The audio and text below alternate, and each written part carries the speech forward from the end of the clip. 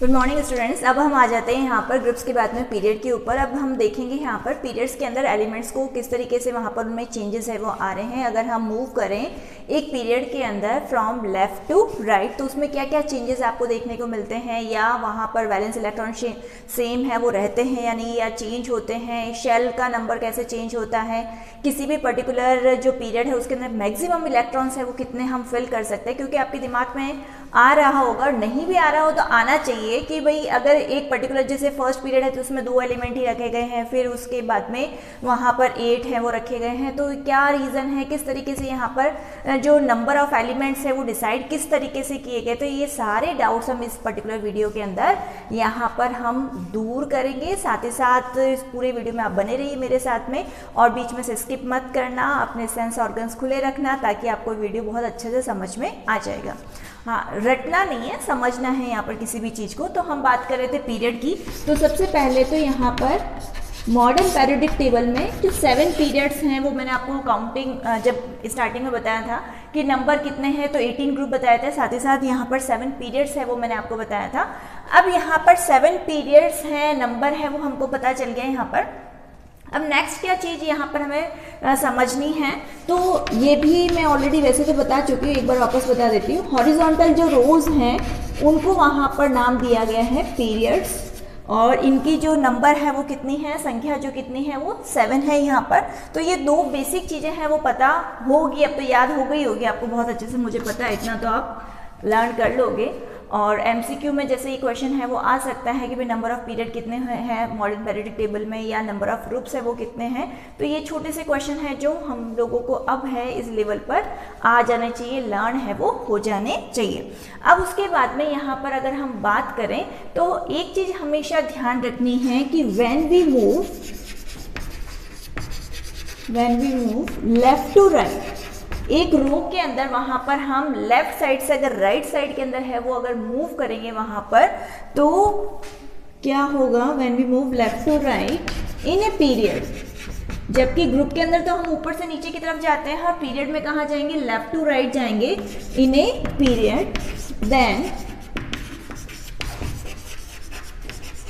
Number of valence electron जिसकी मैं बात कर रही थी, वैलेंस इलेक्ट्रॉन में क्या चेंज आएगा वहाँ पर।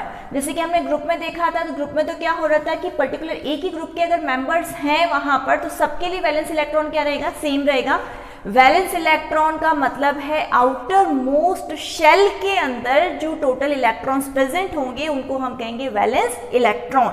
अब यहाँ पर अगर हम लेफ्ट टू राइट जाएंगे तो वहाँ पर क्या होगा, नंबर ऑफ वैलेंस इलेक्ट्रॉन है वो सेम नहीं रहेगा, इट विल इंक्रीज, ये हमेशा इंक्रीज होगा बाय 1 यूनिट। जैसे जैसे आप राइट साइड के अंदर जाते जाओगे 1 यूनिट हमेशा आपको क्या है वो बढ़ के मिलेगा। तो यहाँ पर हमने ये पॉइंट बहुत इंपॉर्टेंट है, जो उसका फर्स्ट पॉइंट है वो आप मान सकते हो, ये तो बेसिक नॉलेज मैंने आपको दिया था। तो फर्स्ट पॉइंट हमारा पीरियड्स के अंदर क्या हो गया कि जब भी हम लेफ्ट टू राइट जाएंगे तो वहाँ पर नंबर ऑफ वैलेंस इलेक्ट्रॉन है वो +1 से इंक्रीज है वो होकर आपको मिलेगा।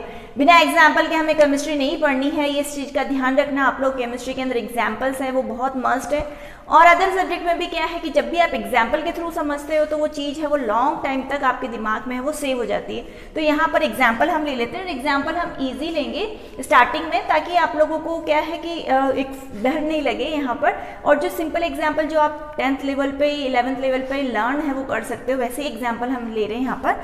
तो सेकेंड पीरियड हम यहाँ पर ले रहे हैं, सेकेंड पीरियड का हमने जैसे एग्जाम्पल यहाँ पर लिया, सेकेंड पीरियड के अंदर वहाँ पर नंबर ऑफ एलिमेंट्स है वो 8 है। किस तरीके से है यहाँ पर, lithium, beryllium, boron, carbon, nitrogen, oxygen, fluorine और नियॉन, ये है यहाँ पर। ठीक है, अगर इनका एटॉमिक नंबर की बात करें तो 3, 4, 5, 6, 7, 8, 9 और 10 सबस्क्रिप्ट में लिखा जाएगा, हमेशा ध्यान रखना है, नीचे की तरफ है वो लिखा जाएगा। अब यहाँ पर इनके लिए कॉन्फ़िगरेशन की अगर हम बात करें तो अभी आज जो हम पढ़ रहे हैं वो सिर्फ 10th इनिशियल जो लेवल है वो पढ़ रहे हैं यहाँ पर। तो कॉन्फ़िगरेशन हम उसी के बेसिस से लिखेंगे, मतलब शेल्स के अकॉर्डिंग लिखेंगे, सब शेल के लेवल पर हम नहीं डिस्कस कर रहे हैं यहाँ पर।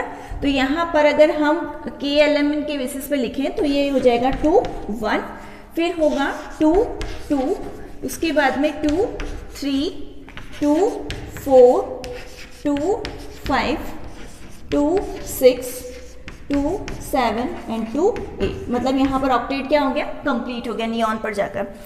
तो अब हम यहाँ पर देखते हैं वैलेंस इलेक्ट्रॉन कितने हैं। तो यहाँ पर वैलेंस इलेक्ट्रॉन कितना मिल रहा है हमको, लिथियम के केस में 1 मिल रहा है। जैसे ही हम आगे बढ़े तो वैलेंस इलेक्ट्रॉन कितना हो गया, यहाँ पर 2 हो गया, मतलब +1 क्या हो गया, इंक्रीज हो गया। उसके बाद में यहाँ पर शेल के लेवल पे, अभी मैंने कहा ना कि भाई जो वैलेंस इलेक्ट्रॉन है वो आउटरमोस्ट शेल में जो इलेक्ट्रॉन्स होंगे वो कहलाएंगे। तो यहाँ पर मैंने जो कॉन्फ़िगरेशन लिखा है वो शेल के बेसिस पे ही लिखा है, मतलब KLMN के लेवल पे लिखा है। तो यहाँ पर सीधे ये जो नंबर्स है वो शेल के अंदर जो इलेक्ट्रॉन्स है उन्हीं को रिप्रेजेंट कर रहे हैं। तो यहाँ पर इसके अंदर 2 हो गया, फिर 3 4, इनको मैं सर्कल करती जा रही हूँ। तो आप देख लो, इनको कंपेयर कर सकते हो आप कि यहाँ पर जैसे ही हम लेफ्ट टू राइट अगर वहाँ पर मूव कर रहे हैं तो वहाँ पर जो वैलेंस इलेक्ट्रॉन है वो +1 से क्या हो रहा है, इंक्रीज है वो हो रहा है। यहाँ पर जैसे ही हम वहाँ पर एटॉमिक नंबर 3 से लेकर 10 तक गए, वहाँ पर वैलेंस इलेक्ट्रॉन है वो इंक्रीज होता हुआ 1 से होता हुआ वो कहाँ तक पहुँच गया, 8 तक पहुँच गया। तो आप देख रहे हो वहाँ पर +1 से हमेशा वैलेंस इलेक्ट्रॉन क्या हो रहा है, वहाँ पर इंक्रीज है वो हो रहा है। पर एक चीज़ आपने नोटिस की, यहाँ पर जो कॉन्फ़िगरेशन हमने लिखा था तो वो जैसे लिथियम के रिस्पेक्ट में हमने यहाँ पर K और L, तो यहाँ पर 2 और 1, तो जो इलेक्ट्रॉन वैलेंस इलेक्ट्रॉन जो इंक्रीज हो रहे थे वो वहाँ पर L में ही जा रहे हैं, वो L से आगे नहीं मिल रहे हैं हमको। जो लास्ट इलेक्ट्रॉन है वो L के अंदर ही जा रहा है सारे एलिमेंट्स के रिस्पेक्ट में। तो इससे हम नेक्स्ट पॉइंट ये बना सकते हैं कि यहाँ पर जब भी हम लेफ्ट टू राइट मूव करेंगे तो वैलेंस इलेक्ट्रॉन तो इंक्रीज होगा बट शेल है वो चेंज नहीं होगा। ये चीज हमको ध्यान रखनी है। तो यहाँ पर हम नेक्स्ट पॉइंट अपना बना लेते हैं। When we move left to right in a period, then number of valence electron increases by +1, but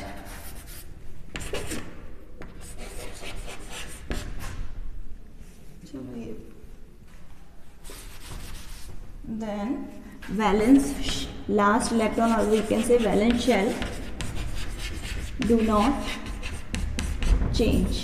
valence shell do not change, मतलब लास्ट इलेक्ट्रॉन जिसमें जा रहा है वो कभी चेंज नहीं होगा। वैलेंस शेल है वो क्या रहेगा, सेम है वो रहेगा। जबकि ग्रुप के अंदर क्या हो रहा था, वैलेंस शेल है वो क्या हो रहा था, चेंज है वो हो रहा था। जैसे कि मैंने बताया था लिथियम, सोडियम, पोटेशियम, रुबिडियम, इन सब के लिए तो वहाँ पर जैसे जैसे नीचे की तरफ जा रहे थे तो जो लास्ट वहाँ पर जो इलेक्ट्रॉन है उसके लिए वैलेंस शेल है हमेशा आपको क्या मिल रहा था, चेंज है वो मिल रहा था। तो यहाँ पर जो वैलेंस शेल और वी कैन से जो लास्ट शेल, चाहे तो आप लिख लो यहाँ पर लास्ट जो शेल है वो चेंज है वो नहीं होगा। अब इसके लिए एक और एग्जाम्पल ले लेते हैं हम, थर्ड पीरियड का है वो एग्जाम्पल है वो ले लेते हैं यहाँ पर। तो थर्ड पीरियड के अंदर यहाँ पर अगर हम शुरू करें तो हमने लिया यहाँ पर sodium, magnesium, aluminium, silicon, phosphorus, sulphur, chlorine and argon. हमने सोडियम से स्टार्ट किया और आर्गन पर ख़त्म कर दिया। अब इसके लिए हमने यहाँ पर एटॉमिक नंबर लिखा 11, 12, 13, 14, 15, 16, 17 और 18। ठीक है, एटॉमिक नंबर्स हो गए इनके। अब अगर इनके लिए अगर हम कॉन्फ़िगरेशन है वो लिख कर अगर देखें यहाँ पर तो हमें यहाँ पर क्या मिलेगा, 281। कहने का मतलब लास्ट इलेक्ट्रॉन किस में जा रहा है, M के अंदर जा रहा है। ठीक है, अब इसके रिस्पेक्ट में अगर हम बात करें तो 282, अगेन यहाँ पर लास्ट इलेक्ट्रॉन किस में जा रहा है, यहाँ पर M में जा रहा है। फिर 283, तो यहाँ पर ये भी क्या हो गया, M। फिर 284, 285, 286, 287 और ये हो गया 288, ये हो गया यहाँ पर। तो यहाँ पर हमने देखा कि जो लास्ट जो शेल है, वैलेंस शेल है वो चेंज नहीं हो रहा है। सबके लिए वैलेंस इलेक्ट्रॉन जो इंक्रीज हो रहा है बट वहाँ पर शेल है वो चेंज नहीं हो रहा है।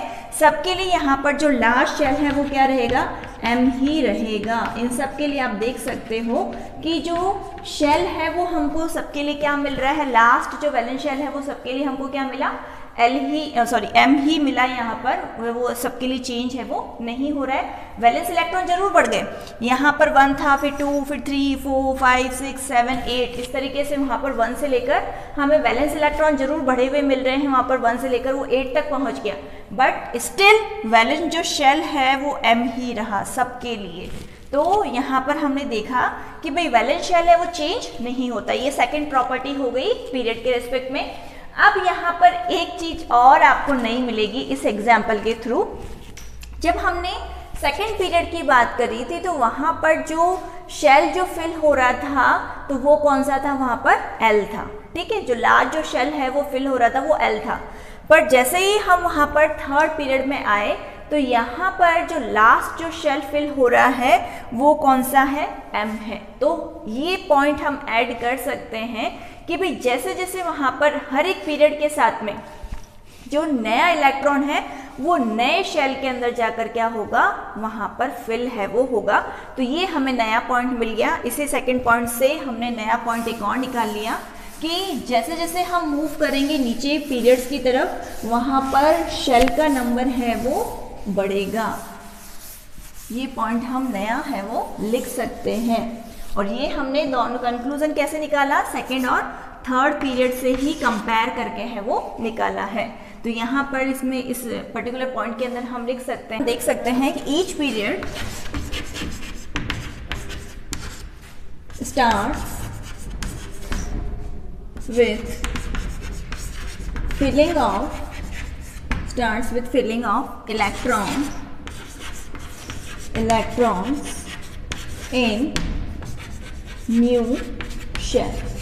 मतलब जो इलेक्ट्रॉन्स हैं, हर जो पीरियड है वो इलेक्ट्रॉन में उसमें जो फिलिंग होगी वो एक नए शेल से है वो स्टार्ट होगी। जैसे कि आपने अभी थोड़ी देर पहले देखा था कि जब हम सेकेंड पीरियड की बात कर रहे थे तो यहाँ पर सेकेंड पीरियड के अंदर जो पहला इलेक्ट्रॉन था, जो फर्स्ट वैलेंस इलेक्ट्रॉन था, वो किसके अंदर गया, L के अंदर, ठीक है। फिर थर्ड पीरियड जब हमने यहाँ पर डिस्कस किया तो उसके अंदर जो फर्स्ट वैलेंस इलेक्ट्रॉन है वो किसके अंदर गया, M के अंदर।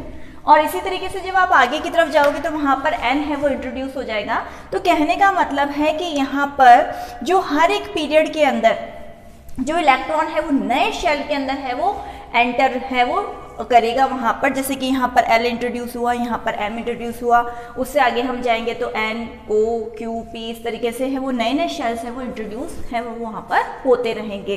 तो ये हो गया हमारा थर्ड पॉइंट। अब मैंने आप लोगों को कहा था कि भाई यहाँ पर पीरियड के अंदर फिक्स रहता है कि भाई फर्स्ट पीरियड के अंदर हमने 2 इलेक्ट्रॉन्स फिल किए, फिर हमने 8 इलेक्ट्रॉन्स फिल किए, फिर वापस हमने 8 इलेक्ट्रॉन्स फिल किए। तो ये क्या है, यहाँ पर ये क्या हो रहा है, यहाँ पर किस तरीके से हम यहाँ पर वो नंबर्स है वो कहाँ से लेकर आए। तो सबसे पहले तो एक फॉर्मूला है शेल के अंदर मैक्सिमम इलेक्ट्रॉन्स फिल करने के लिए जो हम फॉर्मूला लगाते हैं वो हम क्या लगाते हैं, 2n²। तो k के लिए, l के लिए, m के लिए, n के लिए, ये वैसे मैं बता चुकी हूँ प्रीवियस वीडियोस के अंदर। तो यहाँ पर n की वैल्यू 1, n 2, यहाँ पर 3, यहाँ पर क्या हुआ 4। अब यहाँ पर अगर हम स्क्वायर करें तो हमें क्या मिलेगा, 1 का स्क्वायर करने पर यहाँ पर 2 मिलेगा, यहाँ पर हमको मिलेगा 8, फिर मिलेगा यहाँ पर 18 और फिर नेक्स्ट हमको मिलेगा यहाँ पर 32। 4 का स्क्वायर किया तो मिल जाएगा यहाँ पर 32, ठीक है। तो ये तो थे वहाँ पर जो एक पर्टिकुलर शेल के अंदर इलेक्ट्रॉन्स हैं वो आ सकते हैं। अब इन्हीं नंबर्स को वहाँ पर पूरी पीरियडिक टेबल के अंदर मैजिक नंबर नाम से है वो यूज़ किया गया है और यहाँ पर हमने डिसाइड किया है कि भाई ये मैजिक नंबर्स हैं, यही हमको बताएंगे कि भाई किसी पीरियड के अंदर कितने इलेक्ट्रॉन्स हैं वो आ सकते, कितने पर्टिकुलर एलिमेंट्स हैं वो आ सकते हैं। अब ये मैजिक नंबर्स क्या हैं, 2, 8, 8, 18, 18, 32, 32। ये जो मैजिक नंबर्स हैं ये ही यहाँ पर जो 7 पीरियड्स हैं उनके अंदर उतने ही वहाँ पर क्या होंगे, एलिमेंट्स है वो प्रेजेंट होंगे। जैसे कि ये तो हो गया हमारा फर्स्ट पीरियड, तो आप देख सकते हो पीरियोडिक टेबल उठाकर अपनी कि उसके अंदर हाइड्रोजन और हीलियम 2 ही एलिमेंट्स है वो रखे गए हैं। उसके बाद में ये हो गया हमारा second period, third, then fourth, fifth, sixth और ये हो गया 7th पीरियड। तो इस तरीके से आप देख सकते हो कि यहाँ पर ये नंबर्स हैं वो रखे गए हैं किसी भी पीरियड के अंदर। अब आप चाहे सेकंड और थर्ड, जो अभी हमने थोड़ी देर पहले एग्जाम्पल के थ्रू समझा था यहाँ पर, तो उसमें हमने देखा कि सेकंड और थर्ड दोनों के अंदर वहाँ पर 8 एलिमेंट्स है वो प्रेजेंट थे। फिर अगर हम वहाँ पर उससे आगे वाले वहाँ पर जो पीरियड है उसकी तरफ मूव करेंगे, then there will be 18 elements. उसके बाद में फिर से 18 एलिमेंट्स होंगे। उसके बाद में 6th और 7th में जाकर वहाँ पर 32 एलिमेंट्स है वो प्रेजेंट होंगे। तो ये हमको किससे पता चला? मैजिक नंबर से पता चला। मैजिक नंबर वाले नंबर कहाँ से आए? तो उन्होंने यहाँ पर इस फॉर्मूला का यूज़ करके 2, 8, 18, 32 है इस पर्टिकुलर यहाँ पर नंबर्स को यूज़ करके उन्होंने बनाया मैजिक नंबर। और मैजिक नंबर से फिर हमने डिसाइड किया कि भाई किसी भी पर्टिकुलर वहाँ पर पीरियड के अंदर हम नंबर कितने रखें, मैक्सिमम कितने वहाँ पर नंबर्स है वो रखें, ताकि एक पर्टिकुलर जो टेबल है उसमें फिक्स परफॉर्मा है वो हमको मिल जाए। ऐसा नहीं हो कि किसी में हमने 8 रख दी, किसी में 10 रख दी, किसी में 18, ऐसा नहीं है। वहाँ पर एकदम परफेक्ट वहाँ पर एक नंबर्स को है, ऑर्डर को है वो फॉलो है वो किया गया है। तो ये मैजिक नंबर्स ही हैं जिनको वहाँ पर यूज़ करके वहाँ पर हर एक पीरियड के अंदर नंबर ऑफ एलिमेंट्स है वो डिसाइड है वो किए गए हैं। अब हम देख लेते हैं इसके कुछ क्वेश्चन। ये सब हम क्वेश्चंस हैं वो डिस्कस कर लेते हैं। यहाँ पर मैंने क्वेश्चंस ऑलरेडी यहाँ पर बोर्ड पे लिख दिए हैं ताकि टाइम वेस्ट नहीं होगा यहाँ पर। तो फर्स्ट क्वेश्चन है, which of given elements A B C D and E with atomic number 2, 3, 7 and 10, वहाँ पर दे रखे हैं इनके एटॉमिक नंबर जो हैं 2, 3, 7 और 10, और साथ ही साथ 15 भी दे रखा है। और आपको बताना है कि इसमें से कौन से एलिमेंट्स ऐसे होंगे जो सेम पीरियड से है वो बिलोंग करेंगे। तो जब भी अगर ऐसा कोई क्वेश्चन आता है तो सबसे पहले तो you have to find out the electronic configuration of each and every element. तो यहाँ पर आप सबका वहाँ पर कॉन्फ़िगरेशन है वो लिख के देखोगे, और जिनके लिए वहाँ पर लास्ट वाला जो शेल है वो सेम अगर आ रहा है तो वो मतलब एक ही पीरियड से क्या करते हैं, बिलोंग है वो करते होंगे। तो चलो करके देखते हैं यहाँ पर। तो सबसे पहले अगर जैसे 2 है तो 2 के लिए जो कॉन्फ़िगरेशन है जैसे K, L, M, N, ये मैंने रख दिया यहाँ पर। तो इसके लिए तो हो गया 2, तो 2 इलेक्ट्रॉन्स फिल करने हैं वो तो K में ही चले जाएंगे। उसके बाद में अगर हम 3 के लिए फिल करें तो वो क्या आ जाएगा, 2, 1 हो जाएगा। उसके बाद में अगर हम 7 के लिए अगर फिल करें तो K, L, M, N, और 7 के लिए फिल करना है तो कितना हो जाएगा, 2, 5 हो जाएगा। 2 + 5 ये हो जाएगा 7। अब 10 के लिए अगर हम फिल करें तो कितना हो जाएगा, 2, 8 हो जाएगा। अब यहाँ पर 15 बच रहा है तो 15 के लिए 2, 8 और 5 आ जाएगा। ठीक है, तो यहाँ पर अब हमें ये सिंपली देखना है कि भाई जिसके लिए वहाँ पर शेल है, आउटर मोस्ट जो शेल है वो सेम आ रहा है, वो एक ही पीरियड से बिलोंग करेंगे। तो कौन कौन से देख लेते हैं हम। यहाँ पर 2 वाला तो K में ही रह गया। जो 3 वाला था उसके लिए आपको क्या मिल रहा है, L है वो मिल रहा है। उसी तरीके से 7 के लिए आपको L मिल रहा है, 10 के लिए आपको L है वो मिल रहा है, जबकि 15 के लिए लास्ट इलेक्ट्रॉन क्या आ रहा है, 5 आ रहा है, मतलब 5 वैलेंस इलेक्ट्रॉन्स आ रहे हैं। तो इसका मतलब वो M है वहाँ से बिलोंग कर रहा है, और M का मतलब है 3rd पीरियड से बिलोंग कर रहा है, और ये है वो 2nd पीरियड से बिलोंग कर रहे हैं। लास्ट इलेक्ट्रॉन जिस भी पर्टिकुलर शेल में जा रहा होगा वो उसी पर्टिकुलर पीरियड से है वो बिलोंग करेगा। कहने का मतलब है कि L के लिए जो N की वैल्यू है वो 2 होती, थोड़ी देर पहले मैंने बताया था। तो वहाँ पर ये जो एलिमेंट है 3, 7 और 10 जिनको मैं सर्कल कर रही हूँ, तो ये जो पर्टिकुलर एलिमेंट्स है वो बिलोंग करेंगे 2nd पीरियड से। कैसे पता चला, क्योंकि जो लास्ट इलेक्ट्रॉन और वीकेंड से वैलेंट जो इलेक्ट्रॉन्स है वो किस में जा रहे हैं, वहाँ पर 2nd पीरियड के अंदर जा रहे हैं। तो हमें पता चल गया 2nd शेल में जा रहे हैं, तो वही एक सिंपल सी बात है, वो 2nd पीरियड ही हो गया, तो 2nd पीरियड वहाँ पर शो करेगा। तो ये हमें पता चल गया कि करेक्ट आंसर क्या होगा, 2, 7 और 3, 7 और 10 होगा। उसके बाद में नेक्स्ट क्वेश्चन हम ले लेते हैं, where would you locate the element with electronic configuration 2, 8। अभी देखा हमने यहाँ पर 2, 8 लिखा हुआ है। ठीक है, ये कॉन्फ़िगरेशन यहाँ पर लिखा हुआ है। अब आपको पता लगाना है कि ये पर्टिकुलर एलिमेंट इलेक्ट्रॉनिक कॉन्फ़िगरेशन के बेसिस पे पीरियोडिक टेबल में कहाँ बैठा हुआ है।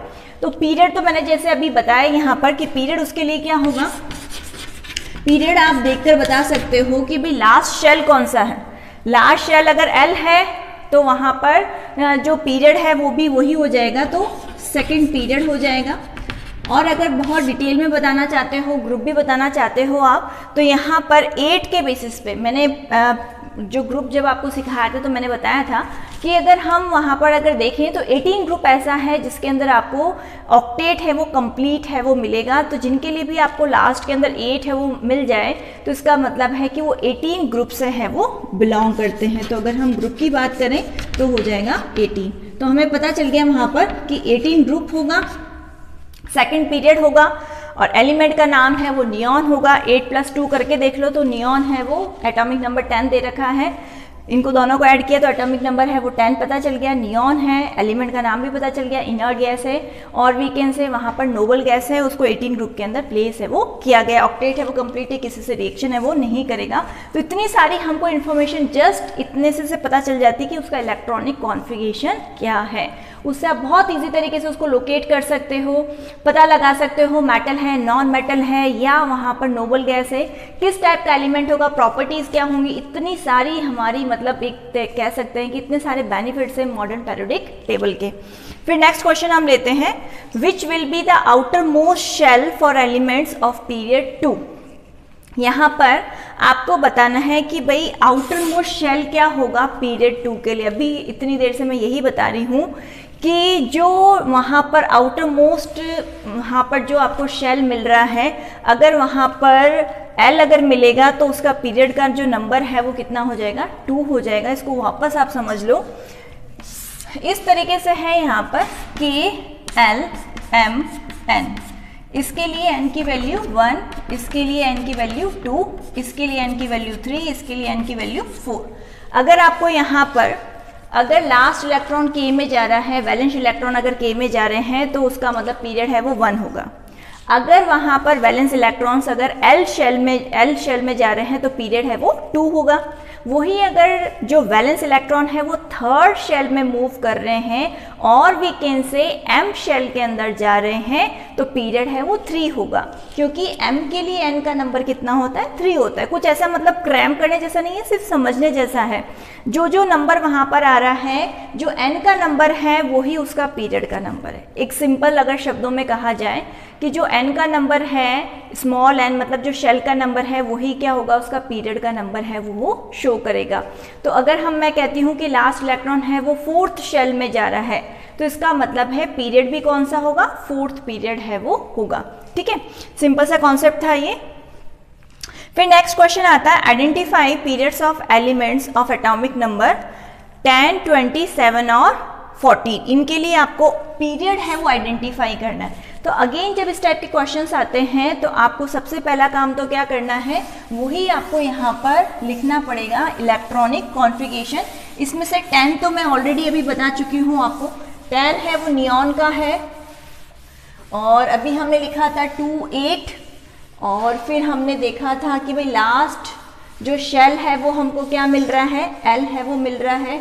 L का मतलब क्या हो गया, L का मतलब n की वैल्यू क्या होगी उसके लिए, 2 होगी। तो इसका मतलब पीरियड भी कितना होगा, 2 होगा वहाँ पर। तो 10 के लिए तो हो गया वहाँ पर सेकेंड पीरियड। फिर 20 के लिए अगर हम वहाँ पर लिखें इलेक्ट्रॉनिक कॉन्फ़िगरेशन तो हमें मिलेगा ये 282 ये मिलेगा। तो यहाँ पर K L M N, तो यहाँ पर लास्ट जो शेल है वो हमें क्या मिल रहा है, N है वो मिल रहा है।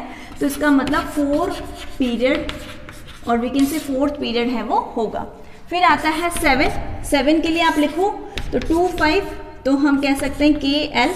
तो L के लिए N की वैल्यू कितनी होती है, 2 होती है। इसका मतलब ये भी सेकेंड पीरियड से बिलोंग करेगा। 14 की अगर हम बात करें तो 2, 8, 4, तो के L M, M का मतलब N की वैल्यू 3, n की वैल्यू 3 का मतलब थर्ड पीरियड।